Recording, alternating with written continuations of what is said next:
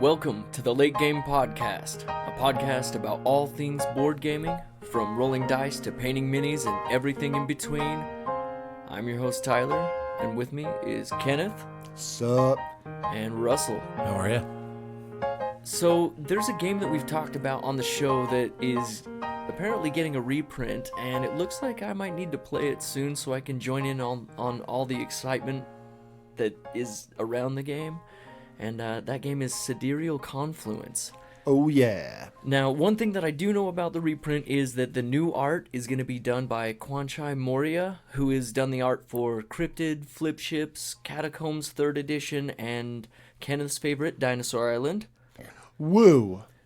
Hey, it's better than the current box. That current box does not give that game justice. No, and I don't know if you clicked through on that link and saw like all the components. Yeah. All the components look so much better. Like all the cards, everything looks great. And apparently they're overhauling the rules to make it readable. and I am extremely excited. I am not crossing my fingers about when it's coming out. So Well, no, we'll just see when it comes out. But what's funny is like I don't know, a week or two ago, I ordered the folded space insert for Sidereal Confluence. So you're the reason that they're reprinting it? Yeah, basically. I Okay. jinxed myself. But like yesterday, I saw that and I was like, you know, I should really go home and put that thing together. I've got it. I might as well use it for the next year or so while they reprint it. Yeah, or two. And honestly, like that game holds a special enough place in my heart that I'll probably just hold on to the old one and have for sure. both of them. Yeah. And that way I can. I mean, if they redo the rules enough, like TI3 and TI4, it doesn't hurt to have both in your collection. Yeah, and we'll see. I mean, if nothing else, be like, look, we started from the bottom, now we're here. Yeah. You know. So, I'm yeah, hoping with the new reprint and art that it's going to get the justice it deserves. It's an amazing game. Right? Yeah, that was kind of something that some of the comments that I saw was people going, you know, hopefully with this more attractive box and more attractive components and art, people will finally see how great this game is, you know, and get more people out there playing it. And, Yeah. and I also saw that the new one apparently comes with an insert that's supposed to be nicer, which is cool, but, you know, whatever. I got my folded space one that I haven't even, like, I built the components, but I haven't actually put it in the box. I was going to do that this evening, and life derailed me. I mean, as we've talked about, that game hits player counts like others don't. It plays 8-9, but it doesn't impact timing. It doesn't feel like a party game. It's highly strategic. Yeah, it's one of the very few games that I have a hard time imagining playing it at under 5 or so. It'd be weird. I feel like it would limit you because everyone's so different and brings kind of different stuff to the table. I feel like it would limit you and could negatively impact the game going too low on player count. But I have heard people say that it's great at, you know, even down to 3. Really? So I personally am not super interested in trying that, but anywhere from 6 to 9, I'm always down with Sidereal Confluence. One thing that I think stands out about it is with Kwanchai Moria doing the art, he's a giant fan of the game himself, so that might add to what he's going to put into it. Not that he's a bad artist to begin with, but somebody who's that passionate about the game, it can add to it, I hope. Obviously, the cover looks a hell of a lot better than the other one. Are they adding any new races to it? As far as I know, they're sticking to the same 9. They're just kind of... Just expand that thing to like kinda 20 just so we can play like a 20-person player. You want what? Like, man. what is it? A werewolf that you can play up to like 80 people or something out straight like out of the 20 box? where You it's want the werewolf version of Sidereal Confluence? Yeah, so it's like New York Stock Exchange at a convention, just this whole room of like 20 people trying to do their stuff. You have a timer going and everybody's yelling like, I've got this, I've got this. Oh man, it'd be so fun. It would just be bananas. And I mean, you know, depending on how it looks and what all the components are, maybe there's a way that we could combine the two. Right? Play both of them together. But I'm excited to see, you know, what other changes there are. It would be rad if they slid in a couple of extra races just to throw them in, because the game, you really could. You could expand it basically infinitely. It looks amazing, and I look forward to playing it. Hopefully we can throw it down one of these days soon. Well, yeah, I mean, anytime that we had that, it's like, okay, we're gonna have more than like 6 people. I'm always like, gotta put that one in the bag. Yeah, That one's we coming. came close the other day. But Yeah. it ended up splitting into two different sets. But Well, I had it with me. Like and we were setting it up. Yeah. Oh yeah, we were, huh? We Yeah. we pulled it out and we started to go. I And was excited. someone was crying about it. I don't remember who. Someone wanted to play something else. Well, they were getting salty. And speaking of salty, why don't we talk about a game that we were given to review, actually? Something that's going to be jumping on Kickstarter in the very near future. Salty Dogs. A 2 to 4 player game designed by Simon Bisley and published with help from Berserker Art. It's a quick and fun take that card game that, like I said, it hits Kickstarter on September 30th. It comes with some pretty, at least the version we had, I don't know if they're prototype, those little player mats. That's an interesting concept. They look like material that Basically, it looks like the material from a neoprene playmat, but without the rubber on the back. Is what, like, I was looking at. I was like, this almost seems like it seemed it's like not quite as stretchy. But it's similar. like cleaner for your phone is what I kind of thought of. Yeah, kind of like a But, microfiber. Yeah. For a card game, right? You can pack it up and still have that. And I think Right. those mats, where you could play without it, it's kind of nice to have those slots so you know. It's a simple little card game. I enjoyed it. A little bit more variety would be better, but They do have the expansion coming Right. out upon release of the Kickstarter, and that's the Mythical Beasts and the Poopy Hand. yeah. Sounds wonderful, doesn't it? Sounds like there's a lot of poop. It's pretty humorous. I mean, the artwork itself is actually pretty decent too, but it's the game. It wasn't bad at all. I mean, I thoroughly enjoyed. I've played it probably 6 or 7 times since we've had it, and I've played it at all player counts. I think the best is either 3 or 4. I can't really decide which because they both have their strengths, but every play was quite enjoyable Yeah, easy to pick up. for sure. Like you basically said, this is what you do. You draw a card, play a card. Cards are self-explanatory, and it really was. It was nice and easy, simple play. Yeah. So the game, you are a pirate captain, and you're basically trying to take down one another's ships. You've got your pirate captain is in sort of a special area on your playmat, and then you've got 5 other pirates with you. It's And- you got 4 as Four. your Is on it your 4? poop deck. Yeah, So total of 5. more poop. But the all the pirates are like unique. Functionally they're the exact same. I mean, it's all one card basically, but they all have different names and different art, and they're all fun, kind of clever. A lot of puns throughout the game, and really, I really like the art style. I think it looks really good. It's fun. It's almost got like a juvenile feel to it. I mean, the expansion is the poopy hand or whatever. Like, I mean, obviously they're not taking themselves too seriously, Right. but I was pleasantly surprised. You know, it's to me, I feel like that's the game that, you know, if you were to put that one and say Exploding Kittens on the shelf next to each other, I'll choose Salty Dogs 1,000 times out of 1,000 because there's actually some choice. There is some player agency, and I don't feel like there is that with something like Exploding Kittens. Right. But at the same time, it's not like radically more difficult. So if you've got, you know, friends that are into the Exploding Kittens and the like, you could easily introduce them to something with a little bit more player agency and possibly, you know, a different theme And kind of better some art. different art and maybe expand their mind into trying some other games Yeah. and expanding. It's certainly not like a deep strategic game. It's very much a light card game, but Yeah. it's a fun. It's a decent filler. Yeah, for sure. And the artwork itself, I think, being unique is a breath of fresh air in gaming. Not that like the high detail art is not nice in games, but I think that something so different is like I said, it's a breath of fresh air. Yeah, for sure. I like I like when someone tries something different. I don't need every game to be the most realistic looking Cthulhu ever, you know? For sure. It's kind of cool to have funny little animal pirates that are all doing different stuff. And I like that, you know, you can, so you're attacking or you're giving the opponent's characters like illnesses. And there's cures and there's different defenses for the attacks. So there's some hand management, figuring out when you want to deploy some of your things, how defensive you want to play, and how long you want to try and hold on to those. Like, I think the last time I played, I had like 2 or 3 of my crew was diseased, and I was sitting there holding on to a cure going, I'll let them think that I'm about to lose.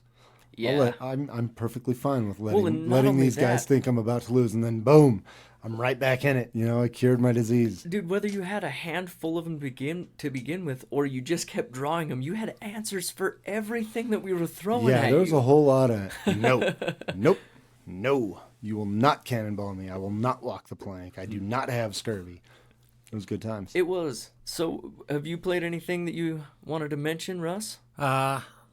Played some New York Slice, which is I cut you choose card game, but I guess it's not really cardboard game, I should say.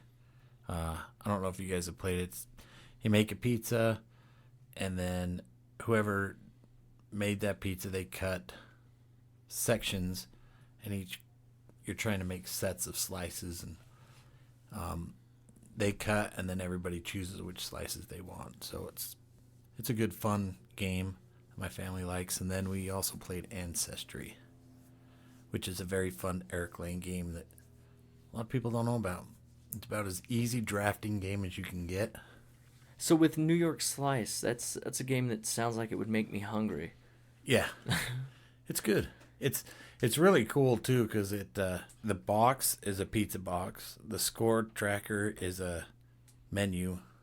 Oh, like nice. A ticket. The rules is an actual menu. It's pretty fun. So, it sounds like they went pretty thorough on the theme. Yeah. It sounds like there should definitely be a piece using the little like 3-legged table that they put in the middle of the pizza so your box doesn't fall onto the cheese. It's a pretty good sturdy box though. So with Ancestry, you said it's a decent drafting game? We love it. It's really simple drafting. You have a bunch of tiles, and they each have a person on them. There might be a coin, there might be half of a heart, and then there's leaves that connect like a family tree. You're basically making a family tree. How would you describe the art, Russ?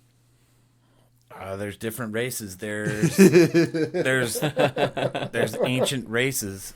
I know everybody in the group gives me grief that it's a racist game. I think acknowledging different ancient races is not racist.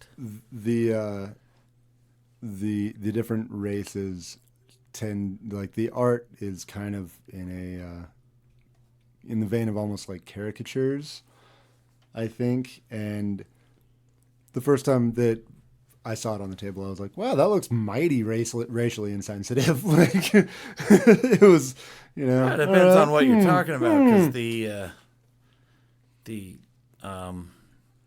English look really raunchy, nasty white folk.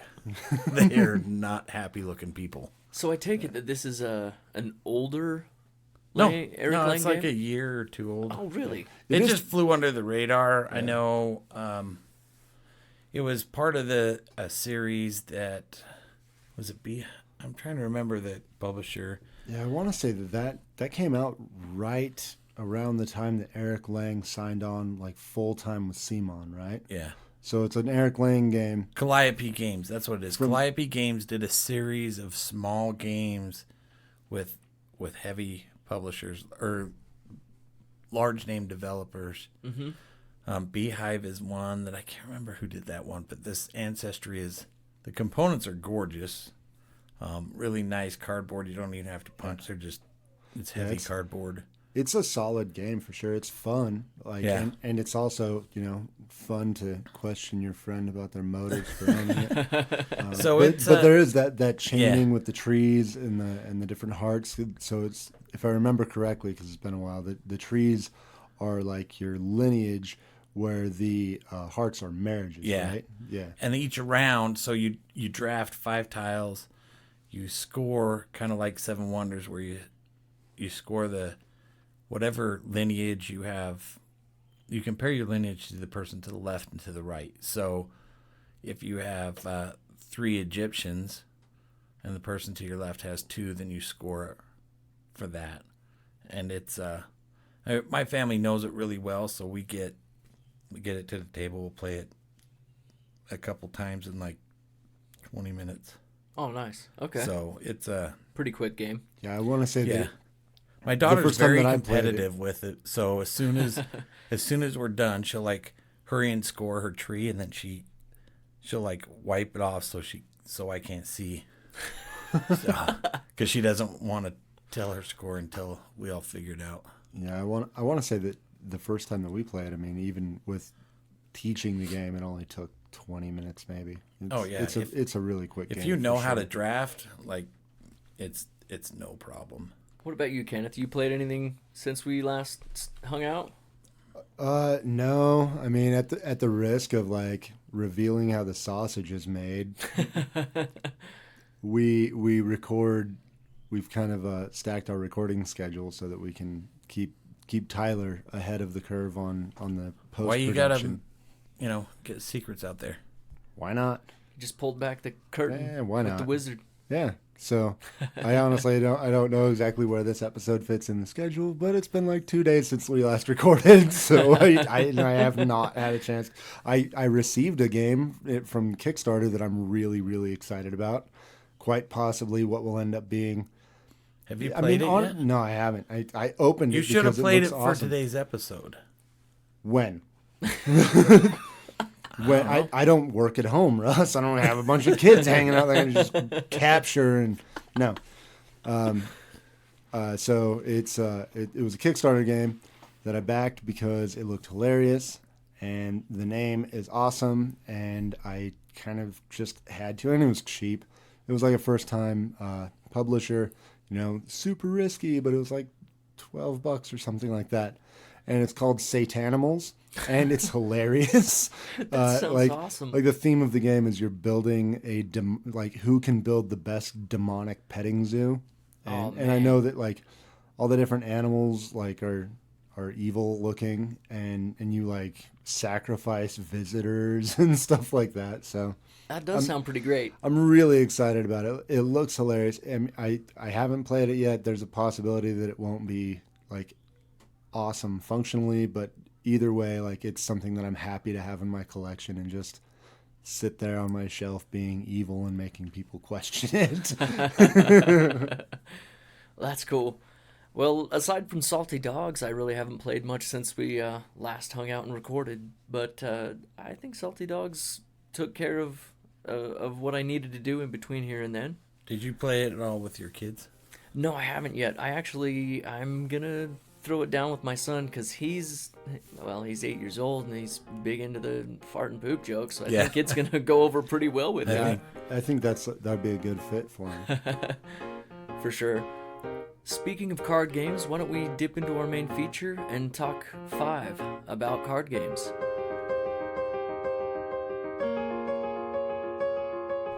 My first game on the Talk 5 is a game that I actually intended on mentioning in our first episode. It's one of the games that I was, I didn't realize how much it influenced my interest in gaming at the time, but it was a game that I played quite a bit with my grandparents and my cousins. It's a game called Hand and Foot. You stole one of mine. I figured you would, though. Well, and with you actually knowing about the game, see, I thought it was one of those things that it was. My family knows a lot about it, and my grandparents, it's something that they've, known about for quite a while, and I didn't realize it was as popular as it is. See, I didn't either. So I shouldn't say grew up. My wife's family and we play it all the time. So 20-something years I've been playing Hand and Foot. Yeah. When we go to the cabin, we play big tournaments. Like, we play it all the time.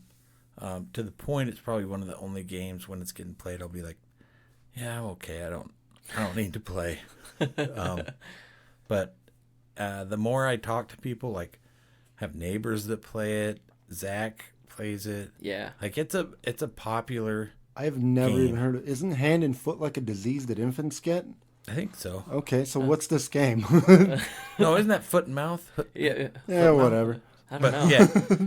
So it's a card game. yeah, essentially what you're doing is you can basically just mash together 6 decks of face cards, right? We have like 2 or 3 sets at our house. So like only the face cards or like 6 52 card decks? Well, yeah, 52 card decks. Okay, but just making face sure you card weren't... decks. Yeah. And It's a small set of cards. what Yeah, you're- just 300 or so. Just, But what you're doing is you're kind of just you're trying to collect specific sets of things, and when you get these different, what I've heard them referred to as is books, you're basically just trying to match colors more than anything. So you want either all black or all red, and if I remember correctly, what is it? Red 3s are pretty awful.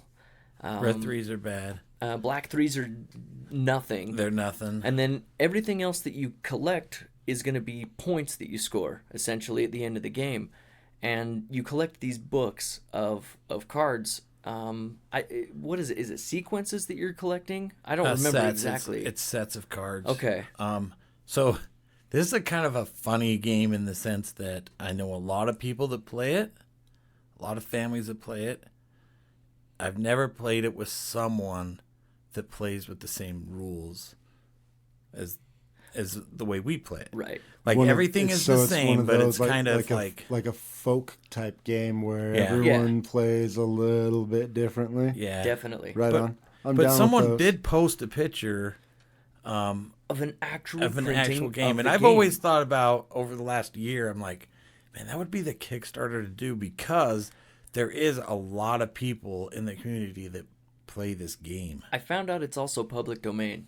There's no credit to a publisher or a Interesting. designer, so that makes it a little bit easier for us to possibly dip into that. Interesting. Neat. It's actually a pretty fun game, and if we were to able to So it's called hand and Create it. foot, Ken, because you have your first hand is your hand. So you're dealt 13 cards, 2 sets of 13 cards. right, Is it 13? yeah, or 11, I don't remember which. It's 11 Okay, because So you're dealt half a deck of cards. well you everybody you is, take yeah. one and you put it down and that's your foot. So you play your hand, and then when you're done with that one, you can pick up your foot, and you have a partner. At least we usually play with partners. Yeah, You're adding to the same piles, and then when you try to go out and yeah, it's a race to try to get rid of your hand first, Yeah. and then your foot. And you can screw everybody over because if your foot is still left over and somebody ends the game, all of those are going to be against you. All those points are negative. Huh. So it's actually a little more cutthroat than I remembered it to be. But the way that me and my cousin would play, we would just trash my grandparents. One of the things that I really love about like that vein of card games, when it's something like families play together and no two families play it exactly the same, is when you start listing the rules, it sounds like you're making them up. And that doesn't just go for that. That goes for so many games. There's so many games where you're like, Yeah. are you sure? Like you Yeah. you didn't just come up with that? I know. So I know my wife's family has been playing hand and foot since at least the 40s. Wow. So Just a minute. it seems that way. Now that you say that, we're not almost back to the 40s again.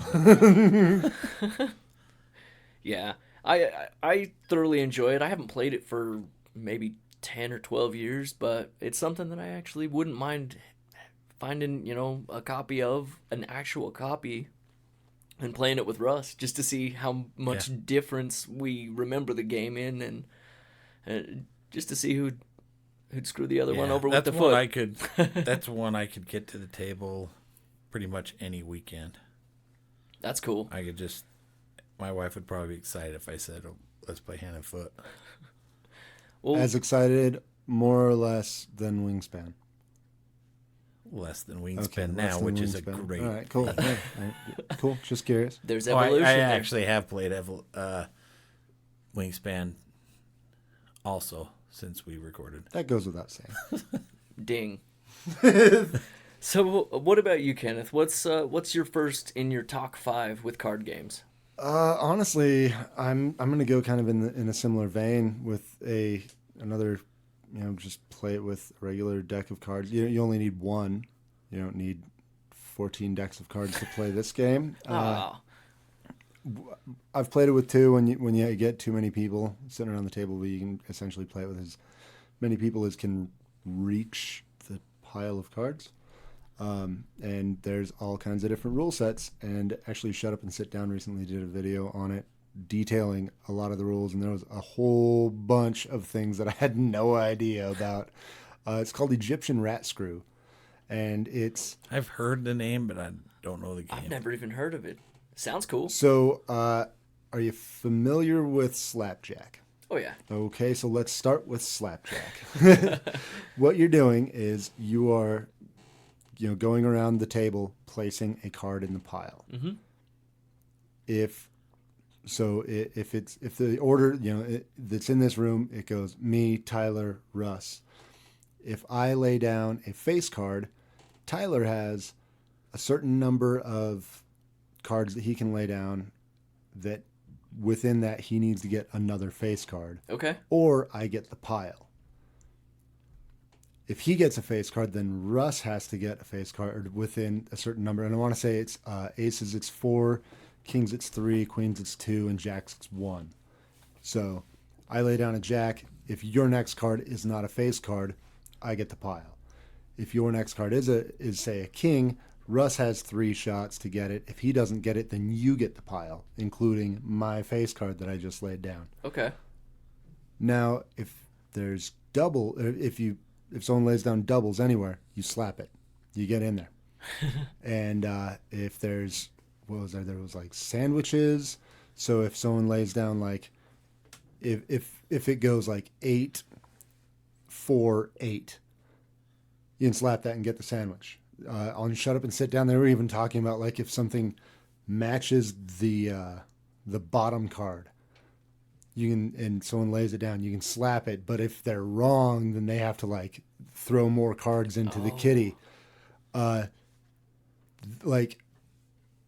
a part of the like what they were saying, part of the like appeal of it is it's hard to keep the rules straight because there's so many different rules that apparently like exist. Like there is, I mean, it could be like a book of rules to play this game. Yeah. I know that when I used to play a lot, like in middle school, I knew a handful of them. But what I can say is that, I'd see my buddies in the lunchroom playing, and I'd walk up and I'd slap in on a hand when I saw doubles, and I'd just jump right into the game and we'd be playing. And I also think that, my group of like 4 or 5 weird kids in the lunchroom had more jammed fingers than the entire football team in high school because we got after it with that game. It was a lot of really aggressive slapping and playing as fast as you could so that other people couldn't slap. Yeah. It's really, really fun. With just a standard 52 card deck, it's easily my favorite game like that. That's awesome. Yeah. Sounds like we should almost have like a classic card games night just for game night. Like play, one of everybody's favorites. Yeah, throw down on that. Maybe some cribbage. Yeah, cribbage why is not? Another really good one. Dress up like 1920s style. Or just myself, because I'm not going to do that. Perfect. I have so many decks of cards at my house. So many. So speaking of decks of cards, is any of those So I'm going to stick your on list? that same vein. So we'll stay with first games. I'll be in deck of cards. Cool, yeah. Just because this one It gets seems played fitting. a lot at my house too, and with the neighbors. Golf. Okay. You guys ever play golf? Yes. No. It's a fun game. You have 8 cards in front of you, right? Face down. I thought it was 9. 9. That would make sense. I was trying to do the math though. Yeah, like 9 holes, huh? Yeah. Weird. But how does that work? You got 3 rows of 3. Oh yeah, 3 rows of 3. I was thinking of 2 rows. Yeah, well, I'm behind. Yeah, so it's 3 rows, and then you're flipping over a card, you pulling one and you're flipping one, and you're just trying to get the best score, right? And top and bottom will even out if they match. Is it 3 rows of 3? I think so. Now you have me confused. Maybe you're thinking it's 2 rows of 3 because you were looking across the table at someone else's. And a 6 upside down is a 9. No. No, it's 2 rows of 4. But that doesn't make sense. I think the 9th card is in your hand. Anyway, there's also Grandpa Beck's version that's Play 9, which is really good. Okay. Is it basically the same game? It's the same game, but it's published, so it has different art. Okay. It has golf. Cool. Some rules are a little bit different, but basically it's the same thing. You draw, and you put one down, and you're trying to match, and you have to flip over. So you're trying to get the lowest score possible, right? While others are not shooting so well. Hence the golf. Yeah. So it's a fun game. I know, like I said, I started keeping stats on it because it's another one I play quite often. I have neighbors and my family that really enjoy it. Yeah, I'd be down with giving that a try. I'm always down to try a card game, as long as it's not like, I mean, I feel like the real key with, the standard deck of 52 cards, those kind of games, it's almost like there's got to be either a fast turnaround or it's got to be super engaging. Like, games of Egyptian Rat Screw would go on for a while at times, but it was always super engaging because half of you're like half trying to play your card and half like trying to like get that twitch reaction of slapping the deck and being the fastest one, and having that the like faster turnaround, the simple mechanics, and being able to play 3 or 4 times in a row is always is a good sign of one of those card games to me. Yeah, golf is. There's some good strategy. Obviously, some of it's luck because you're just drawing cards, but it's what you want to flip over when and what risk you're going to take. And some people just get really lucky, but that's pretty fun too. So in that same vein, my second game I'll just stay with Grandpa Beck's games because those get played in my house. Yeah. Cover Your Assets. Which I'm actually very excited for. Cover Your Kingdoms, which should be shipping here soon. So, have either of you played Cover Your Assets? I haven't. I've played it once, and I really enjoyed it. I had a good time with it. I don't remember a whole lot about it. I remember enjoying it, and I played it with a buddy from work and his wife, so I'm inclined to believe I was drinking. but yeah, I remember enjoying it and having fun. Yeah, so there's all these collectibles, classic cars, baseball cards that have a money value to them. Mm-hmm. And you are collecting sets. When you have a set, you can put it out in front of you. But if let's say I put out my baseball cards and you have one, you can take... On your turn, you can take those from me. So I need to cover that with new collection, and then those are protected. So it's kind of like covering your assets, but covering your collection so that people can't take them. Right. So it's a lot of fun. I'm really excited for Cover Your Kingdoms. In fact, when that came to Kickstarter, I was really excited. Is that just a fantasy skinned version, or is it a different but type? It looks like it's more complex. I think there might be 2 piles there. I'm trying to remember the stuff that I read, but a lot of pun humor. Cool. I'm in. But it seems really I'm exciting for that one. I don't quite remember why I didn't back it because I was really thinking about it because I might have been Cover that so Your many Assets. of us did. That could be what it was, but I know it looked like they took the same formula and just added a couple of wrinkles to kind of up the replayability and complexity and stuff. And I think it was they upped the complexity, but I think it was Grandpa Beck's like first jump into Kickstarter. I think they were just testing it out. They might have had some before that, but I think they were kind of testing it out because they had one that went live yesterday about a circus that was more than just cards. It's about building a circus under the big top or something like that. So I think they're trying to roll out some bigger games. Cool. Well, my number 2 is something that a lot of listeners are probably going to recognize. And I've mentioned that I played it quite a bit earlier on in a few episodes, and that's Magic the Gathering, designed by Richard Garfield and published by Wizards of the Coast. I know that Kenneth's played it. I'm pretty sure that Russell hasn't, and that's probably for the best. Stuff. Yeah, I do have some Russ stuff. has some Magic decks. I have threatened, and we've threatened to sit down and let me teach him how to play, and he's threatened to learn it, and it just never happens because it seems like there's just infinity other games for us to play. There are. So when I coach wrestling, some of the kids find out I play games, they're like, "Do you play Magic?" I'm like, "No." And they're like, "You should play Magic. It's really cheap." I'm like, "No, it's not. You're crazy." They're like, "You can get a deck really cheap." I'm like, "Yeah, but that's not one you're going to want to play with." No. Like, you're crazy. It is not an expensive game. You can go pretty cheap if you know what you're doing, and you can also go not cheap. Oh yeah, you can. It's really easy to go super not cheap. As a matter of fact, like that's way too easy. For a while there, because I've never been into playing in organized events. I've done a couple of drafts here and there, but it's not really my scene. But me and like the wife and a couple of friends, for a while there, we were playing a lot of Magic, and me and one of my friends got really, really into it, and he just kept throwing money at this one deck.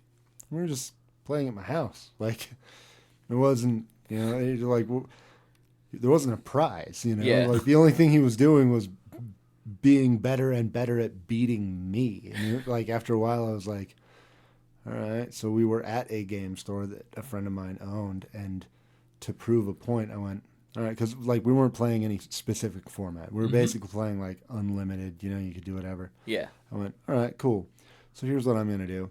And I walked over, and over the course of about 10 or 15 minutes, I looked through their, the penny singles or whatever, like the cheapest of the cheaps, made an infect deck, walked over, and I went, all right, I've spent $5 and 15 minutes. Let's see if you can beat me even once. And I just annihilated him over and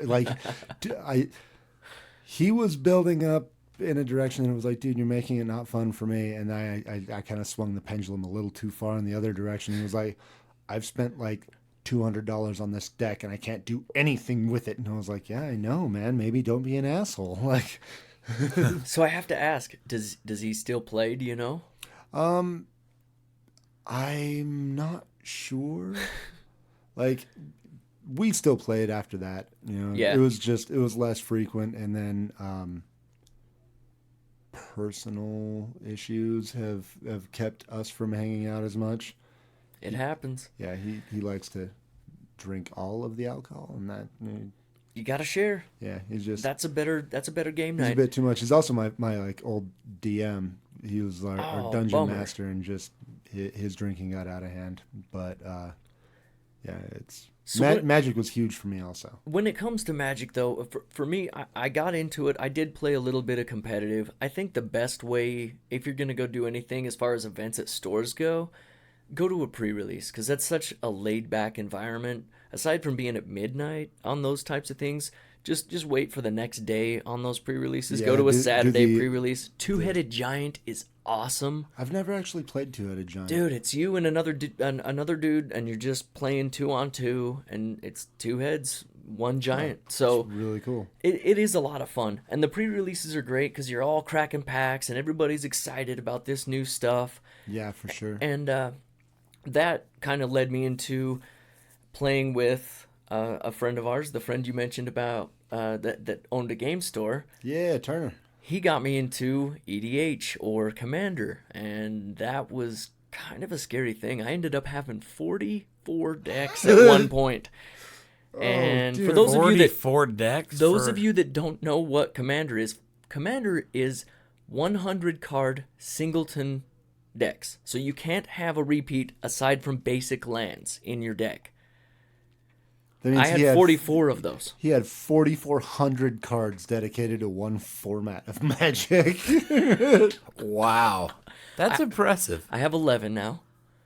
And I haven't played in quite a while, but it still holds a special place in my heart because there's been so many nights where me and my brother-in-law have played and played and played, and then we realize, oh shit, it's 5 o'clock in the morning. We should probably go to bed. And it's, it's still something that I would love to throw down a time or two, and I think that this group would be great to do because Commander is a decent format because you can play up to, I think the most that I've ever played was like 6 at a table. And it's fun because there are so many different things that you can do and you build up combos, and it's really a way to exercise what you want to do in a game. Whereas the standard competitive formats are going to be a lot more aggressive and you're going to run into those, the gearheads, and it's just not quite as fun.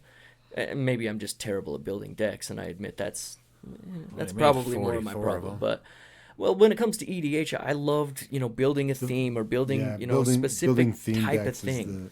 Building theme decks is the fun thing with EDH. It really is. Magic is fascinating to me in the hobby. Just like locally, I can count. Now, understand Utah, we have a lot of game stores. Yeah, but I can think of 6. At least in the valley, so within 5 miles from where we're at right now, I think there's at least 6, maybe more, stores that are packed on Friday night, playing Friday Night Magic. Oh yeah. I mean, it's like I've heard for a long time that Magic is what keeps game stores open. Someone will open a game store because they love board games and they want to sell board games, and what they have to do is deal in Magic singles so that they can keep putting board games on the shelf, because the board games, once you've paid the rent and you've kept the lights on and the AC running, the board games almost make no profit. Magic is what keeps the doors open. Yeah.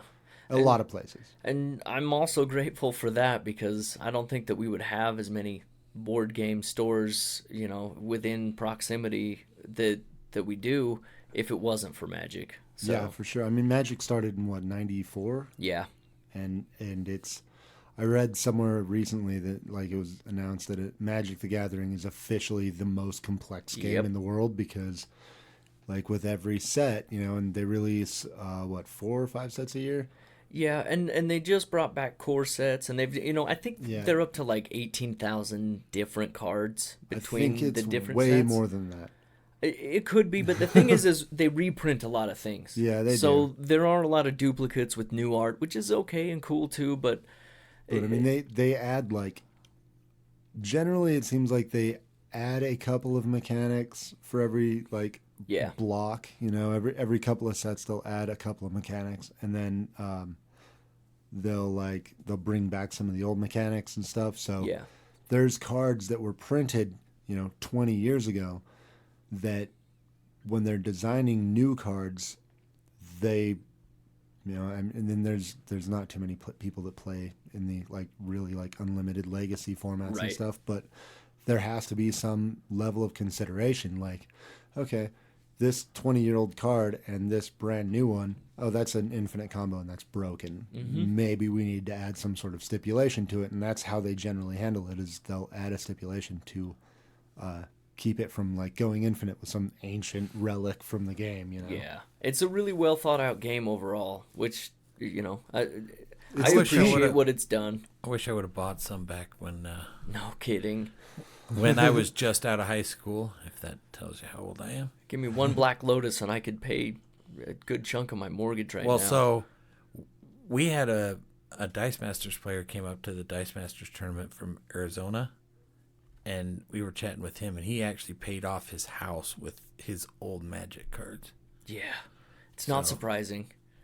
Yeah, I wasn't a good enough kid to have... even if I have valuable cards, I wouldn't get much out of them because they're hammered. Which is exactly why they're worth money for the most part. That first set, nobody could have imagined it would be what it is today. Yeah, I mean, it's the granddaddy. It's the the ideal. It's the when you shoot for the stars with a collectible card game, what you're shooting for is Magic. Absolutely. What about you? What's your number 2 on that list of card games? I was torn between talking about Magic, and then I was like, I imagine that Tyler will bring it up. So It seems like I stole both of your list items there. That's fine. That's what these lists are for. Wait. So instead of that, I actually figured I would kind of promote a newer collectible card game called Warhammer Age of Sigmar Champions. And that game is rad. So it's based similar game mechanics to Lightbringers. Okay. And it's so instead where with Magic you've got your hand of cards and your deck, and you just kind of like you have to have the right lands to play your cards. Right. And other than that, there's not a lot of limitations. Mm-hmm. So with Warhammer Champions, you pick one of the factions, either Chaos, Death, Destruction, or Order. Like there's one that's like not horrifying. Yeah. Order, like Nazis. That's pretty horrifying. I know, right? So Warhammer's always super dark. But, yes. So you pick one of the factions and you pick 4 champions from it. Okay. And there's there's a whole bunch of different champions. And the stipulation on your champions is each champion has a point value, and you can go up to 20 points. So you can't have like the 2 best death guys, because one of them's going to be 14 and one of them's going to be 12. And then you still have 2 slots that you need to fill in, It's so you're kind of limited there. But I feel like with a lot of these games, limitations breed creativity, which is why like the standard format of Magic is constantly evolving. Yeah. I mean, it also sells product, but like the reason that people stay engaged with it is because limitations breed creativity. So you've got your 4 champions, and you lay each of them down, and they each have a lane. You have I believe it's, if I remember right, it's been a minute since I've played. I want to say it's a 30 card deck. You can have up to 3 of any unique card in there, and on your turn you have what is that? I think you have like 1 action. You can play like you have 2 actions. So you can play 2 cards, or you can play 1 card and draw a card, or you can draw 2 cards. There is no automatic drawing. If you want your hand to get bigger, you have to spend the time or use cards that add that effect. Okay.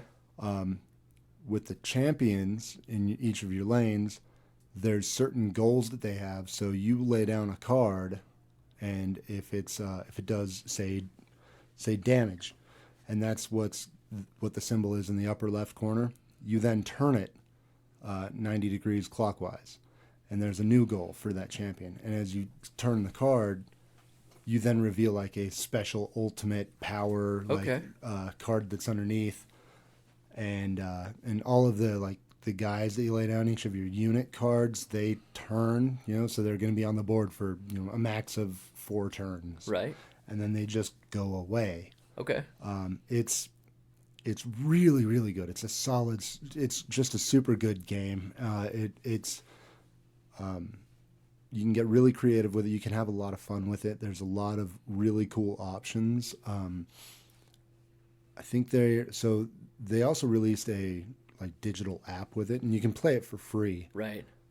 And you can also scan your cards into the app, so everything that you own, you can play in the thing. That's one thing I wish Magic would try to incorporate. I don't think they would, because of how much money they make. They have too much success keeping them separate. Yes. Because they have... People are willing to buy both. Yeah, exactly. Yeah. But with this, it's made by PlayFusion, and that's kind of what they did with Lightbringers also. You can play it through the app.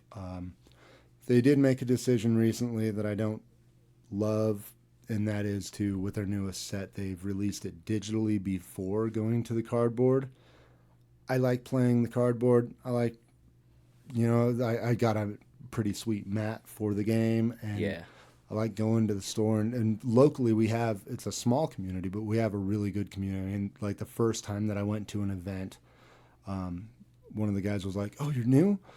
Here, check this out." Like, gave me a few promo cards, gave me a playmat that he had just laying around. Like, was super nice. That's awesome. Yeah, it was a really good group of guys, and it was a lot of fun. And the game is really, really good. Like, I hope that PlayFusion's decision to go digital first is a successful one, because I want it to be in cardboard. Like, it's fun to play the app, and it's good on phones, it's good on Steam, it's on like the Nintendo Switch, but nothing beats cardboard for me. I like to flip over those cards. Me too. The tactile feel, there's nothing that can really replace it, in my opinion. Absolutely. It's a pretty good game. I played on I think me and you played a couple of matches on the app. Yeah, I enjoy the app version. I haven't picked up the cardboard yet, but it's good. I enjoy it. Yeah, it's really fun. Well, what's your number 3, Russ? Trying to decide if I want to steal one of Ken's, because I think I have 2 that might overlap to Ken. But I'll start with something simple before I try to steal one of his. And this is about I like how this has become a game. This is about as basic as you can get in a game. And it's Fantasy Realms from WizKids. Literally all you do is you're given 7 cards, you draw a card and discard a card, and you're trying to make the best combo. It sounds like it's Russ's game for sure. Everything makes a lot of combos. You can get penalties for having this card with that card, and you play until there's 10 cards in the discard pile, and then you check score. Okay. My only downside is that if there's a higher player count, that it ends too soon. So we've adjusted that, but it's a fun game. Some people might have heard like Jamie Stegmaier talks about it. It's one of his top 10 games ever. That's like cool. It's a good game. I don't know if it's that high. Fantasy Realms, it's cool. Like I don't love it. I've played it a handful of times. I wouldn't turn it down. It's one of those games that if someone said, "Hey, come over, we're playing Fantasy Realms tonight," I'd be like, "And what else, buddy?" Because that's not gonna keep us busy for the night. But it's fun. There's not a ton of strategy, because what you get. It's another one of those 15, 20-minute card games that you can throw down on, and it works great when we bust open a new game and hadn't Jared the rule book, and he's trying to figure out how to teach us to play it. We throw down on Fantasy Realms. Yeah, it's interesting. I picked it up. It was another one that I had Kevin pick me up when he was in Origins. Before it was released, and it grew some legs. That game became really popular, and it was really oddly pretty expensive on the aftermarket for a little while because it was out of print. Yeah. I think they printed it again, but it's literally just a deck of cards. You get 7 cards, and you see how good of a combo you can get. I mean, there is overlaced combos and lots of fun there, but it's really a decision about what you're going to keep and what you're going to discard. That's about the decision process. What can I keep? What can I discard? And that's about it. Cool. So, I mean, there's not a ton of strategy, but it is a lot of fun to try to figure out what combos and connect stuff. Right. Well, my number 3 is Dragon's Hoard. Have you guys ever heard or played that one? I've heard of it, but I've never played it. So Dragon's Hoard is sort of like a deck builder, but I mean, it has similar elements to deck building. It was designed by Nathaniel Mortensen, and it's been published by 3 different publishers. One of them is Cosmos, one's Renegade Games, and one was actually the original printing, which is Mortensen Games. It's basically you're all different dragons, and you're trying to acquire different treasures throughout, and you're using sheep as your currency, different colored sheep, and you're kind of, deck building, but the thing about the deck building is you're really just drawing these cards. You're not buying them. You're just drawing the different colors that you want or need, and then you reveal on the other side what you've drawn. And it's actually a pretty fun game. It's one that I got early on in a trade when I was still into Dice Masters quite a bit, and it's actually a pretty fun game. The artwork is the thing that stands out most for me, but it's something that I've played quite a few times with my family. My son loves it just because of the sheep and the fact that you're a dragon acquiring all these sheep, but it's actually a pretty decent little game. That sounds kind of fun. I'd be down to try that. So it's almost like a semi-blind deck builder. Yeah. That's an interesting concept. It's fairly unique, and they reprinted it in 2017. They're either going to eat them or trade them for other treasures. You might wear them. Yeah. A sheep necklace. That sounds nice. Yeah. Well, what's your number 3, Kenneth? I'm going to go with Gorus Maximus. Yeah, see, that was one of the ones I was going to steal. So Gorus Maximus is a trick-taking game. It's certainly not like reinventing the genre or anything. You just you get the suit of cards essentially. I mean they have different wording for it. School. You have your schools. Yeah, it's gladiator themed, Mm-hmm. and it is like it's not even close. It's the goriest board game I've ever seen, like by a huge margin. It is. I mean, like the only thing that I could think of that would be more graphically bloody and gory is someone custom painting minis to look that way.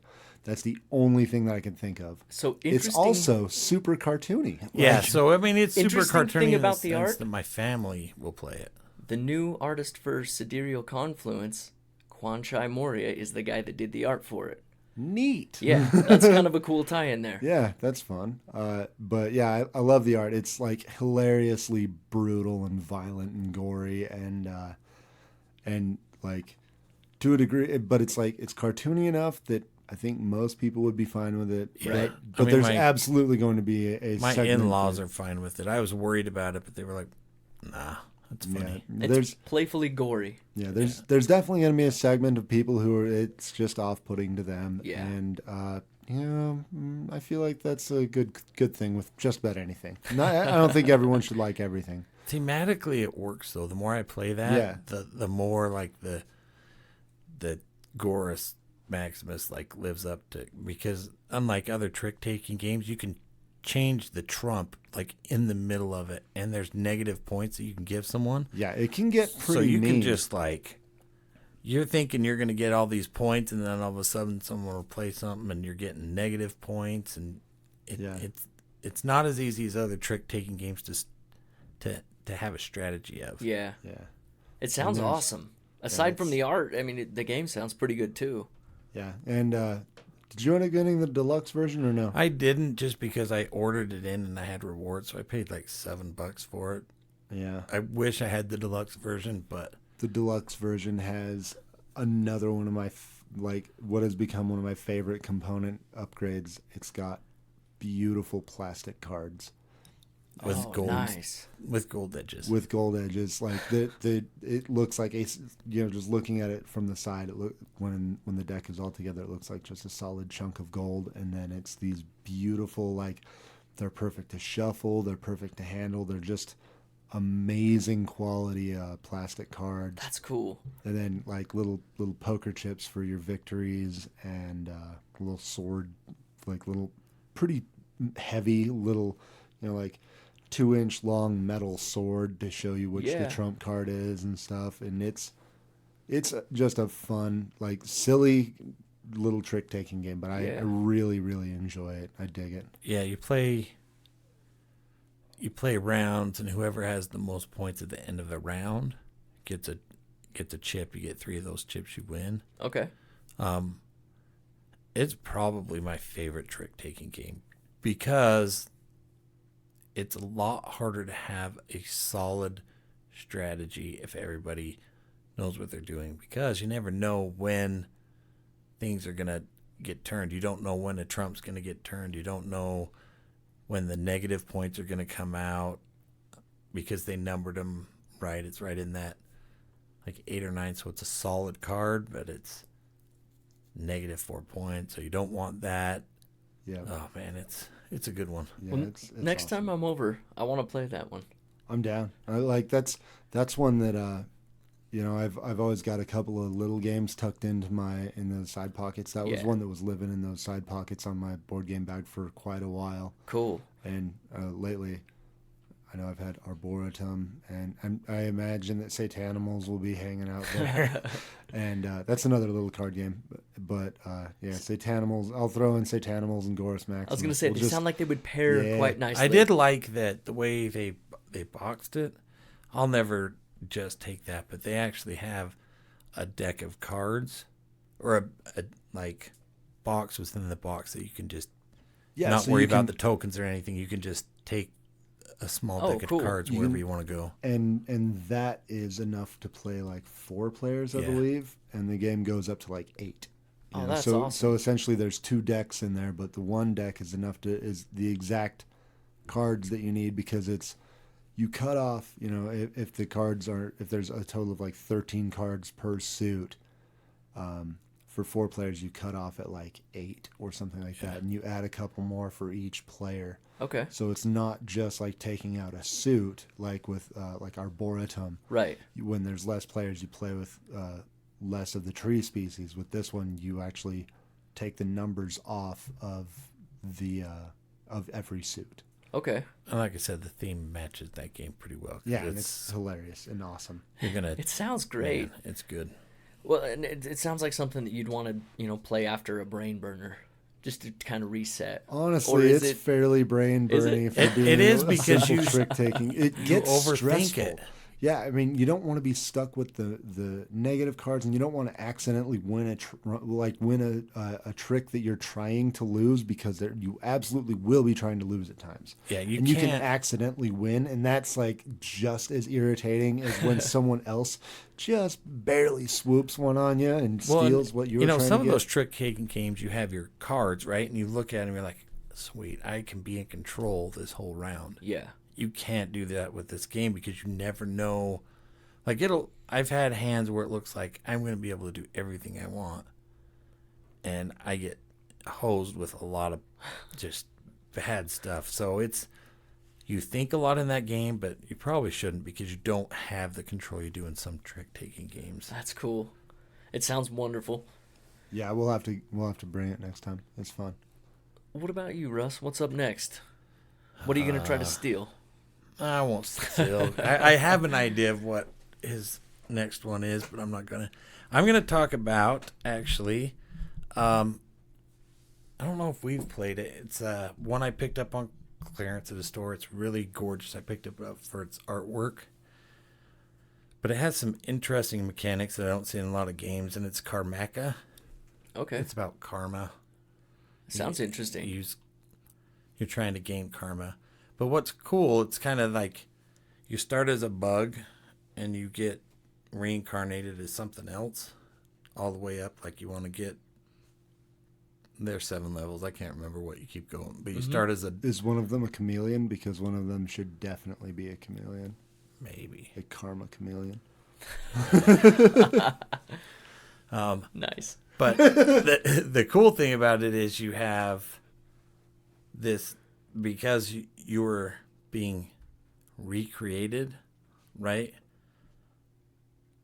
How reincarnated, maybe? Yeah, reincarnated is probably better than recreated. Yeah, you're being reincarnated. Yeah. Because like karma is a belief that ties in with reincarnation.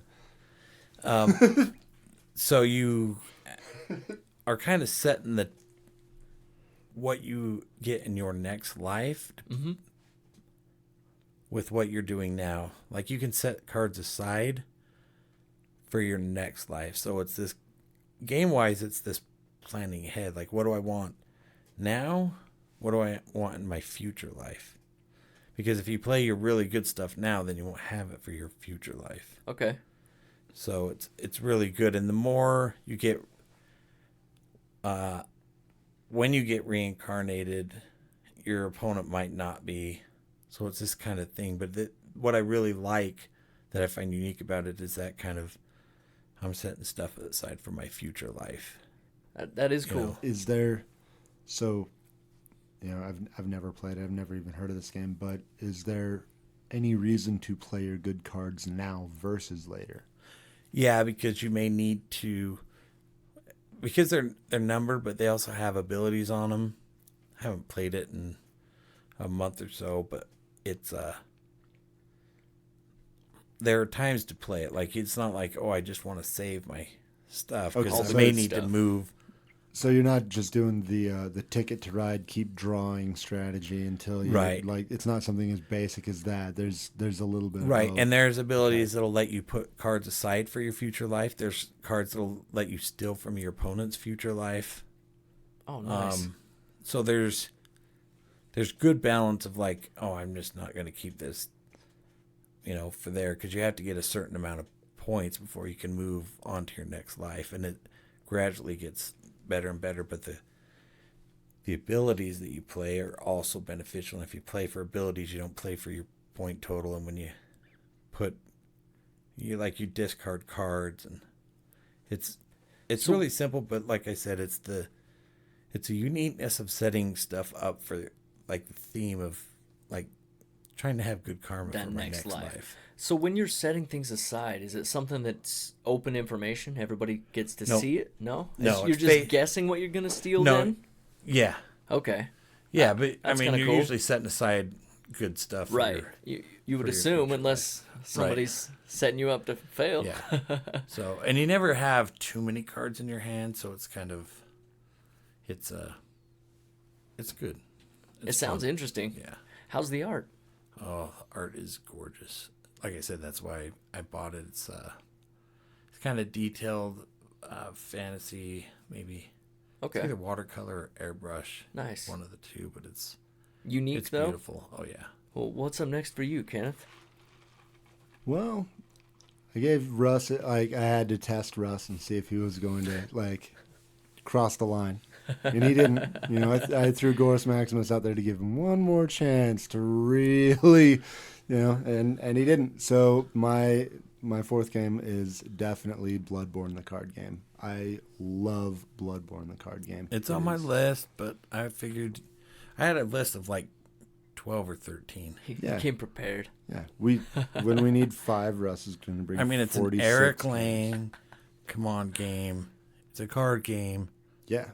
But I figured you were going to talk about it. It's amazing. I love that game. It's so good. So the basic, the broad strokes, you start off with a hand of 5 cards. Everyone starts off with the same card, similar to a deck builder, but you only have the one hand. Right. You have a deck of, like a small deck of monsters that you're fighting, and one boss. The boss generally has a persistent effect that affects either you or the monsters all the way throughout the game. And you're flipping over the deck, and there's like 10. There's going to be 10 monsters, 3 of which are bosses within that. It's based on the video game Bloodborne. It predates the bigger CMON Bloodborne board game, but so you flip over the monster, and you're working like it's almost hard to even call it a semi co-op, but the fact is that like if everyone doesn't attack the monster hurts everyone and runs off. But as you do damage to the monster, you get blood echoes, which are just tokens. Yeah, they're just point tokens basically. The thing is, at a certain point, your blood echoes that you earn are they're vulnerable. If you die, you lose them unless you spend a specific card to bank them and put them in a protected area of your personal player board. And when you do that, you also get to upgrade your card. You can have a maximum of 7 cards in your hand. So, you can get 2 new weapons, but as you are going, you start getting to where you have to discard your old ones. It's almost like it feels similar to a deck builder, but it's only one hand. Yeah. And it can be so mean. It's just one of, you can get so salty and just yell, why are you picking on me? Why do you keep doing this? I just wanted to kill one monster.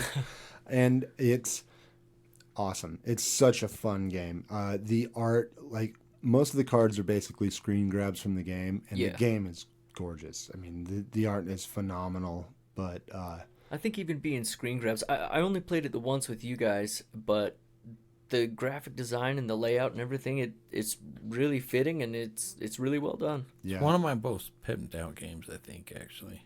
Yeah, it's amazing. It's like I remember the first time that we played it, we played it and we were like, oh, that game's really good. It just needs an expansion with, a couple of more monsters and maybe whatever. And like we looked online and it was like the day before that they had announced that there was an expansion or something. Like they had just announced it and it was like, a couple months out. And it was like, hey, there's an expansion coming. Hey, and it says there's going to be new weapons and some new monsters. When that expansion came out, it like doubled the game content. Like it is such a good expansion. There's so much to it, and like immediately just integrated it into the game, and it added unique player abilities that you can either draft or randomly hand out to everyone, or let people pick from a pool of different like persistent player abilities that kind of change the game. It added more monsters, a bunch more weapons.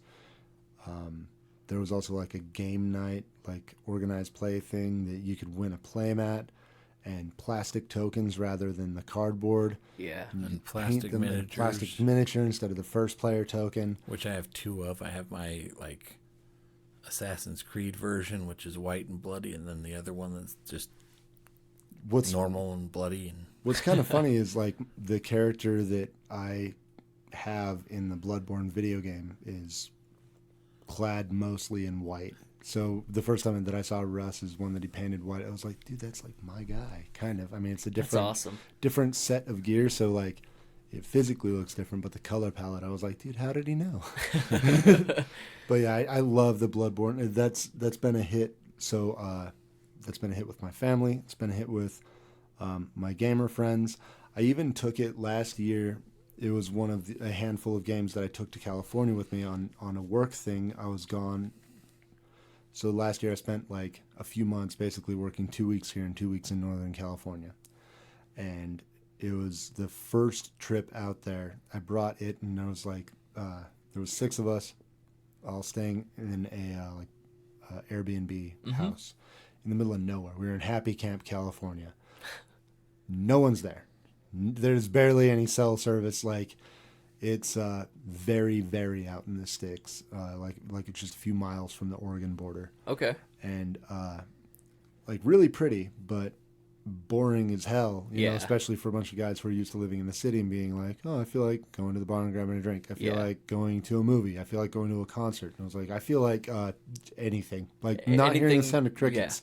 Yeah. So, threw down with Bloodborne one night. I was like, hey, you guys want to try a card game? It's fairly simple, and kind of explained it to them. We played a game, and everyone, and all 5 of the guys at the table, well, all 4 of the guys and myself, everyone was, dude, that was really cool. That was really cool. Can we play again? I was like, yeah, absolutely. Right now? Yeah, man, let's do it. We threw it. We played it again. We worked the next day, and after work, everyone gets off work, takes a shower, eats something, maybe makes a cocktail, and then they're, hey, we gonna play Bloodborne again? We gonna play that card game? What's going on? Are we gonna do it? I was like, yeah, dude, let's keep. I've got other games, and they're like, let's just stick with Bloodborne. And I was like, well, I mean, okay. That's I love rad. Bloodborne, so I guess if we're gonna get stuck on one, let's get stuck on one that I love. Hell yeah. And it's been a hit with everyone that I've played with. I can't think of anyone who hasn't liked it. I mean, there's been people who've been salty walking away from it, and kind of that may have soured their taste on it, but that's more of a disliking the group, I think, or the experience in that moment. Yeah, exactly. Yeah, but it's great. It's a huge hit with the fam. Like, that's one that the family almost always. That one in Cthulhu Wars, I can almost always get the family to play either one of those games, and they're like 2 of my favorites. I was gonna say, that's awesome that they're at the top of your list. Yeah, I know, it works out really, really well. Cool. Well, my number 4 is something that I haven't had a whole lot of trouble getting my son to play as well. And another thing is it probably doesn't hurt that I tell him that, hey, you don't have to read for school if you want to come play this game with me. and that is Shards of Infinity. And that's a more traditional deck builder. That it's a 2 to 4 player game designed by Gary Arant and Justin Gary, so the Garys, and published by Stoneblade Entertainment and Ultra Pro, which I thought was kind of a interesting thing. Ultra Pro usually just does they sleeves. just protect the cards usually. They don't Well, them. Yeah, And they also make the baseball cards and football cards. that's true. Isn't that Upper Deck? Are you thinking of Upper Deck? No, Ultra Pro does some of those too. Ultra Pro does? Pretty sure they do. I know that they make a lot of the cases and stuff for They them. are dipping into a couple of different card games and things too, but way to go, diversify there, Ultra Pro. yeah, definitely. The game itself is actually really good. I mean, if you know anything about Star Realms, it's those guys. Again, it's the Ascension guys. It's that same type of game basically, but there's a couple of different things. It's kind of like Commander meets Star Realms, which is an upgrade for me. So you pick one of the main different characters that's going to lead your crew that you're going to be recruiting throughout this, deck building mechanic. And as you go, it's like I said, it's a pretty straightforward deck builder, but one of the differences that stands out for me is there's an opportunity to buy a card in the row and use it immediately. But the thing about that is if you use it immediately, then it goes to the forever discarded thing. It's out of the game after that. But that is an element that, can win you the game at the very end or get you the edge to keep you in it. And there's a couple of other different mechanics in it that actually help it along too. And the art's pretty good. And apparently they just released another expansion that adds a solo mode. And for somebody who doesn't have a whole lot of playing at home, I'm quite interested in that expansion. So if I get my hands on it, I'll mention how it goes too. Good. So what's up next for you on your list, Russ? Man, I enjoy so many card games, and I tried to stay away from like traditional deck builders because I think we'll talk about deck builders at some point. I was excited to hear about Shards of Infinity though, because that's been on my radar. But for me, I think you could talk about this one in deck builder or card game, so I'll just talk about it now, and that's Mystic Vale, which is card crafting. Okay. That's a really cool choice. And honestly, it's one of my favorite games. I just don't get it to the table too often because, I have the big box. I have everything but Harmony. Yeah. And I just really, every time I play that game, I just really enjoy it. I love having the cards, like your deck is set with the number, and then you add cards to it. So you have these clear cards that you add in, and they make your cards better. And you can push your luck and get basically more currency to buy more stuff. Okay. And the points are limited. Some of the expansions I really like. Some of the leaders or the amulets. Like, the amulets are fun, and I love to play with them, but they kind of, in some ways, they really alter the game because the powers are so powerful, so sometimes we don't play with those. So it's really fun to change it up. My family used to love it.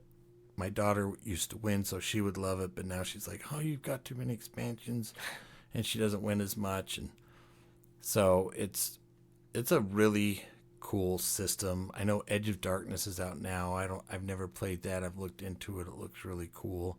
But I'm interested because of that card crafting mechanic. Yeah, from what I've heard, Edge of Darkness was the game that they wanted to play, and who is it that published it? Is it an AEG?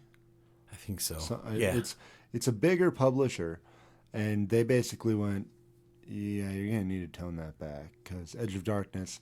Honestly, the first Kickstarter for Edge of Darkness, like what kept me away was I looked at it and I went, how are they adding this many different mechanics to an already, I mean, it's like the second card crafting game I've ever heard of. how are they adding this much to it? Yeah. You know, it felt like it was a bit much to me, and it was something that, like, I would love to play it because I do like Mystic Vale, but yeah, I was a little bit, I had to shy away from it because it just felt like there was too much going on, you know? And from what I understand, that's pretty recently out to backers, and I know that they've got another Kickstarter going. Yeah, and you can pick it up retail already, too. I know it's doing really well. I would like to try it at least. Yeah, it's on my radar to possibly back, just to get all the stuff from the original. But I know Kevin has it, and I think Zach, so I'd like to try it first. Yeah, I definitely want to try that. But Mystic Vale is great. If you've never played it, Tyler, I haven't. So I remember the first time that I was there that we played it. They were like, so it's like a deck builder, but you're building your cards, and I was like, what the hell does that even mean? Like, I didn't understand. So that mechanic itself, it kind of sounds like if you've ever played Gloom, as far as the plastic clear cards. That's another card game that I love Gloom. The only one I have is the Fairy Tale Gloom. And my family doesn't like to play it because they're not, I don't know, maybe it just wasn't the right time. We've only tried it once. See, I actually love that game for my kids because there's that whole story side. Yeah. Like, I know we're going off on tangent, but that story side where they have to, instead of just playing the cards, we try to have them do the story. So right. It helps with the thinking and the storytelling. So that's one reason I like that game. But anyway. Mystic Vale sounds similar. So with Mystic Vale, I mean, it, for all intents and purposes, it kind of is a traditional deck builder. You've got your market and you buy, and it is, you've got your plastic sleeve, and then you've got the clear plastic cards, and they add abilities to one side or the other of the card, if I remember right, because there's abilities on both sides. There's currency on one side and abilities on the other. Something like that, right? Yeah, they have like their little different symbols. Yeah, so you can stack up the abilities as long, and basically each card ends up with 3 slots. Okay. So if you're looking at the market and you're like, okay, this one has something in the middle, cool, you know, and you look at your hand and you go, well, everything is full up in the middle. I can't get that one that's got the middle thing because I'm out of those spaces, you know. Mm-hmm. Or you go, oh, sweet, I've got 3 things, and not only that, but this ability will go great with that one, and I've got the other 2 slots already. This is going to be like the best card in my deck right now. And you only have a deck of, is it 20 cards? 10? I mean, it's a fairly small deck. Yeah, it's like 20. That you're adding not cards to, but you're adding abilities to the cards. So you're cycling through it fairly quickly. That sounds awesome. Yeah, it's a lot of fun. It's really, really cool. And with all the expansions, I mean, there's a ton of content. There's a ton of variety. There's all kinds of different abilities, and there's kind of modules, right? With the different, there's a lot that you can do. There's a ton of content for the game, and it's just a solid system. I remember the first time I played it, it was one of those games that I came home, and my wife likes some deck builders and stuff. Yeah. And I was like, I played this game. It was like a deck builder, but you were building the cards and you were sticking them in the thing. And she was just like, she glazed over. She was like, "Why are you telling me this?" And I was but I was so excited, you know. Right. And she was kind of, well, I'll try it sometime, I guess. I don't know. She's one of those that like I could tell her about every game in the world. And she's just like, okay, whatever. Until I play it, I don't care. But so what's the player count for that? You can go with the Conclave expansion. You can go up to 6. Okay. Because it. And then they have like a day and night thing, so it keeps the turns going. Basically, 2 people going to the market once, so it kind of speeds it up. Okay. And what would you say is the best player count to keep it at? We're usually at like the 4 or so, but okay. I'm willing to play it at anything. It works well at 2. I've played it at 2. It's cool. And like I said, it depends on what you want. If you want it more... Because I have all the expansions other than the newest one, which I really want, and the conclaves, which basically gives you a map where you can have all the certain cards broken up into to pair well together, if that makes sense. And then you choose a handful of conclave of those sets to put in your game for each play. Okay. And then you can add leaders, which adds a power to your deck. You can add an amulet, which adds a a super powerful power to your deck that's like a continuous ability. There's just a lot of variety. You can really slim it down, or you can, like I said, alter the game and make it feel more broken with crazy powers. Yeah. With the amulets. It sounds really cool. It sounds like something that I, at the very least, want to try. I don't know if I really understand everything going on because it's so different than anything I've ever heard. Yeah. I mean, really, you're just, you flip over your cards until a certain number of red symbols appear, and then you count up basically your currency. Then you would buy a clear card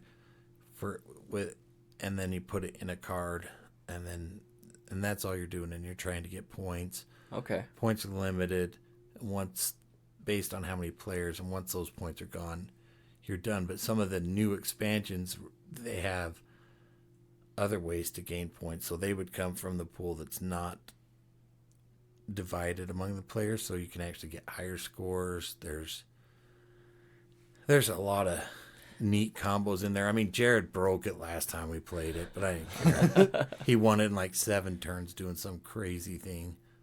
Huh. So yeah, there's just a ton of content, and I wouldn't be surprised if there are a few like broken combos. Oh yeah, because of that. It's kind of fun to search for those, though.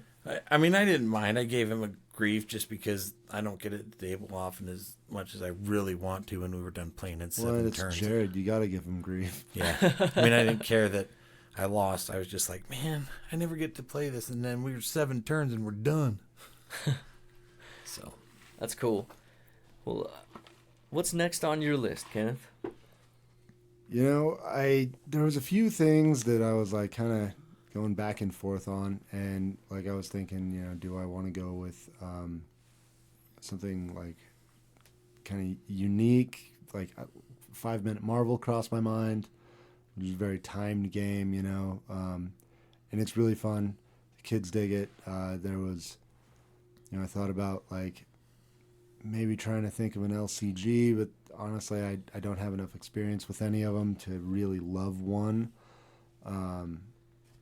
I even thought about like one deck dungeon, which is, you know, you use your deck of cards, and that's like a typical like D&D type of dungeon. You get through different creatures and monsters, and ultimately I was like, man, I'm sure we're gonna come back to deck builders, but I still like, I feel like, you know, you can't talk about card games without talking about a deck builder. Like, that's, to me, the deck building genre is the ultimate card game. Yeah. You know, it's not necessarily the ultimate games with cards, but for a game to be like centered around cards, I think that deck building is the ultimate version of that. I would agree.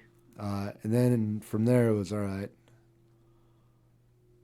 you know, do I want to go with something fairly basic like Hero Realms, which is great? Do I want to go with something that's no one's ever heard of, like Apex Theropod, because they're dinosaurs and it's really cool? And, you know, I considered the Dark Souls card game, which is another really solid one that's got like a tactical movement element to it. And ultimately I settled on my favorite deck builder, because of course I did.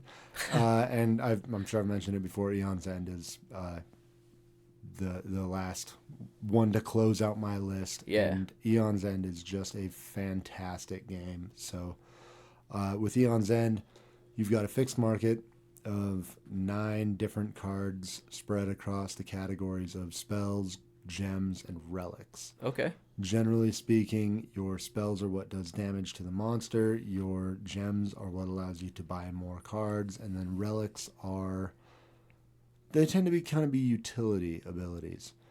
The big hook with Aeon's End is, as you are playing and buying cards, the order in which you discard them matters, because you just take your discard when your deck is empty and you flip it over and you continue drawing. So there's a ton of tactical decision making there throughout the entire game. That sounds awesome.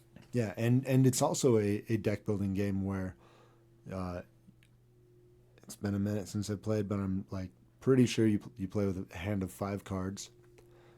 But if there's one that you know is going to combo with something that you're pretty sure is coming up soon, you can play 4 and hold on to 1 and refill your hand. You don't have to get rid of it. You don't fully clear out your cards. So there's tactical elements that way. With spells, you don't just play a spell. Your character essentially has like 4 lanes for casting. Most characters start with 1 open lane, and the other ones you have to pay like the currency either to open it all the way or to they turn. They go. You turn it clockwise each step, and it opens, and then on the next turn it's not open. Okay. Until it's turned all the way, and then you got to pay to finish opening it, and it becomes permanently open. And that's another tactical element. So if I'm playing a spell, I have to have an open breach or a prepped breach. That's what the lanes are called, is breaches. Okay. The characters you're playing are breach mages, and they all have unique abilities too. And there's a shitload of them at this point because there's so many different expansions and like 3 different core sets and a legacy game that I haven't even dug into yet. That's awesome. And they're all unique. But so what you do is you play a spell onto your breach, and then that's the first part of your turn is casting your spells that are prepped. So it has to come back around to you, and it's got variable turn order, which is just about the only true random element of the game. Is you've got a deck of turn order cards, and it's usually like you build your turn order deck to be like 2 monster turns per 4 character turns. So if you're playing a 4-player game, you've got 1 card for each player and then 2 cards for the monster. So you don't know exactly when you're going to get a turn. Right. So you don't know if if you're kind of gambling, like, oh, I'm going to do a big thing instead of trying to heal myself, you might not get to do it because you might die. And then the monsters, they have a fairly simple mechanic of if they have any active cards, whether they are minions or there's strong abilities that are like a one-shot that have like a timer. Essentially, like each time they get a turn, it ticks down, and it's like, okay, after 3 turns, this thing is going to happen. And then the next monster turn, there's 2 turns left on that, and you flip another card. If they've got one of their little minion monsters out, they will do like a little attack, and each boss monster has a small deck of its own cards that you mix with another bigger deck of like just random stuff, or universal, I should say, is probably a better term. Right. There's like a universal set of monster cards that get used with the smaller decks, and each monster has its own kind of characteristics and abilities. And so the strategy, like if you want to kind of play hardcore, you can randomize like all of it. I think I have an app on my phone that I can put in what expansions I have and go fully random if I want, or I can sort of set parameters, or I can go as far as like going, all right, I want to play against this monster. I want to play with this set of spells, gems, and relics with these couple of breach mages, and just see if I can tactically do it. And I've had fun at both ends of the spectrum and everywhere in between. Like, it's always a challenge. There's always different strategies to find. There's always it's just a great game. I just love Aeon's End. It sounds awesome. It's something that I haven't quite had a chance to play yet myself, but I really look forward to playing and trying to figure out how to stack that discard pile to turn it into my draw deck. And yeah, that's another one that I'm fortunate that my wife really enjoys that one. The kids, they aren't super into it, but my wife will fairly often. She's actually suggested multiple times, hey, why don't you bring Aeon's End with us over when we're playing for game night? And I go, because it's spread across like 4 boxes and they're really heavy and like it's packed. I've got the broken token insert and it's like to max capacity and everything. Like I've it would be one of your whole board game bags. Well, it's more of just like it's heavy enough and there's just it takes up enough space that I'm like, this is a game for when we're having game night here. You know, like I'm not gonna. I have no intent to ever bring Cthulhu Wars to someone's house because it's huge. Yeah. You know, and it's nowhere near the size of Cthulhu Wars, but it's in that same vein. Like it's a monster of a deck builder at this point for me. Right. It sounds cool. It sounds like it's worth having all that stuff. I love it. It definitely has some uniqueness to it with the discarding. I like that thought process as far as like timing. Yeah, it's also, I mean, solidly the game that I've played solo the most. Yeah. I've played a lot of Aeon's End solo, and it works really well as a solo game. I've played it both true solo and like multi-handed, because it's a fully co-op game. Yeah. You know, so it's great. I just love it. And the designer, Kevin Riley, is like very active on Reddit. He was like a championship like StarCraft player back in the day. Okay. What is it, like QXC 1000 or something like that is like his handle. It's QXC something. And he's super cool. Like I've talked to him on Reddit a few times, and he's just a super friendly guy and super like enthusiastic about the fans and the community and all of that. So that's cool. That's one thing I really do appreciate about board gaming is how approachable a lot of these designers and publishers and, you know, even the artists themselves are. It's nice to be able to interact with other human beings that are, you know, just as passionate and willing to share their passion. I geeked out so hard the first time that like someone was saying something on Reddit like, hey, what's a good deck builder? And I recommended Aeon's End, and he went, hey, thanks, man. Like, really appreciate that you're like, you know, spreading the love. And I was like, oh my God, you're like the guy, you did it. Like, again, so showing cool. My wife, I'm like, look at this. Right? She was like, I don't care. And I was like, I know. I'm happy. Be happy with me. Come on, leave me alone. I feel the exact same way. Well, and that's why I tend to not just. I've learned I don't need to bore her to death with it. I'll just save it for a friend. There's someone who cares out there. I haven't interacted a whole lot with David Turksey, you know, Anachrony designer, but there's actually been a couple of things that I've done and interacted with him. But the one that stands out is lately I had the Raccoon Tycoon designer Glenn Drover friend me because I was impressed with his game and bragging it up. I was like, oh, that's cool as hell, thanks. That's awesome. Yeah, I've never had anything like that. I feel like, you know, talking to like the anyone over at Mind Clash Games, it'd be like, hey, how's it going? And they'd be like, well, the answer is some like complicated math riddle. And it's like, oh man, they're all like geniuses. Yeah, I know. It's a bit intimidating. They gotta be the smartest people around. Well, the final game on my list in this top 5 of card games is a game called Campy Creatures that I bought simply on the box art itself. It was so well done, and it's just a simple little card game that they've actually re-released with you know, an updated version and the expansion in a new box fairly recently.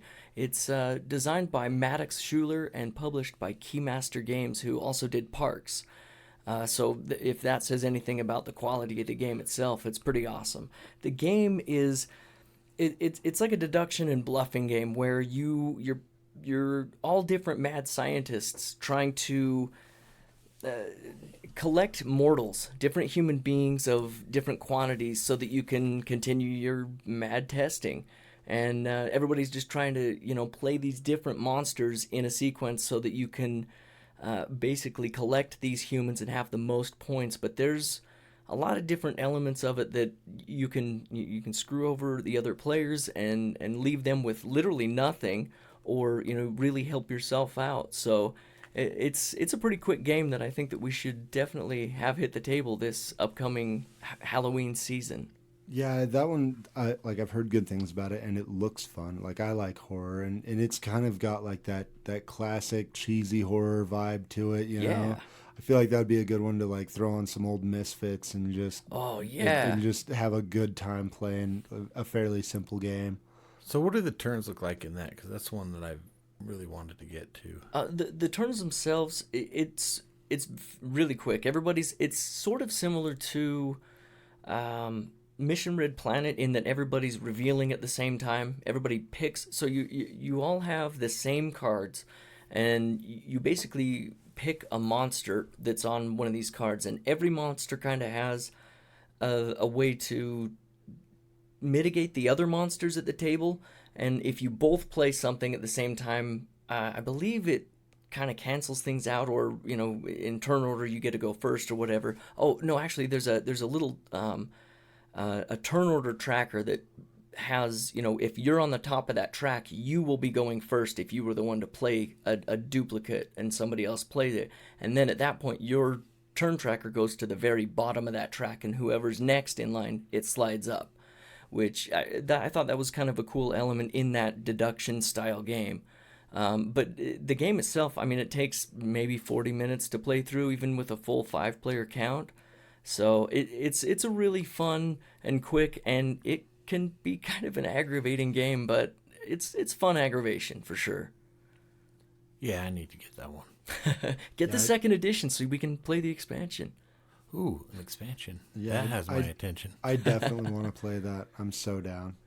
We should definitely have a couple of Halloween-themed game nights and possibly a Halloween-themed game episode. Yeah, I get really excited around this time of year because there are games that only see the table in October.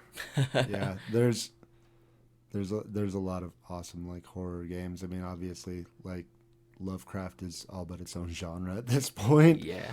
But also things like campy creatures and Satanimals. Right? Or, for me, in this household, we've got Dead of Winter, and I want to get Hellboy to the table. That one seems like it's sort of up the Halloween alley, so... I got Lifeform that should be coming this week, so I'm excited about that one. Zombicide definitely fits in there, too. That one's fun. Zombicide, what is that? It's just this little game from a little independent publisher you've probably never heard of. Nah. Anyway, thanks for listening. Please. Did Russ do your last one? Yeah, I could have done a lot more. Well, I know.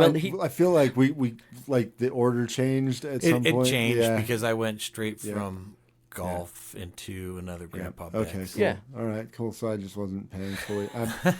It's crazy. It's late on the late game, and I'm tired. Fair enough. Well, thanks for listening. Please rate and review the show on iTunes, Stitcher, Spotify, or whatever podcatcher that you use. You can also find us at thelategamepodcast.com and on Twitter, Facebook, and Instagram at The Late Game Podcast. Thanks again for staying up with The Late Game.